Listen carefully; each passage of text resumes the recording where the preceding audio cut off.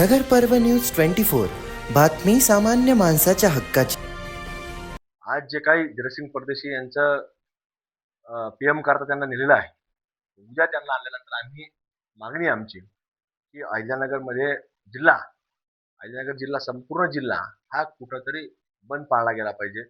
आणि घटना अत्यंत तीव्र आहे, कारण आज त्या एखाद्या व्यक्तीवर आली, तो काय स्वतःच्या घरचं काम किंवा खाजगी कामं करता गेलेला नव्हता, तो सार्वजनिक काम करण्याकरता गेलेला होता। मग ह्या लोकांना जर सार्वजनिक काम मान्य नसेल, तर तिथं कामगार संघटनेने देखील भूमिका घेतली की आम्ही इथं कुठलंही काम करणार नाही। पण तिथल्या काही चातुरमातुर लोक सांगतात की आम्ही टॅक्स भरतो।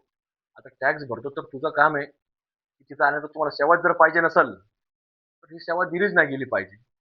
त्यामुळे ते जे काही भाषा करत असतील, तर त्यांना देखील आम्ही योग्य ते पद्धतीने उत्तर देण्याकरता आम्ही सज्ज आहोत। त्यांची मस्ती जिरवण्याकरता देखील आम्ही सज्ज आहोत।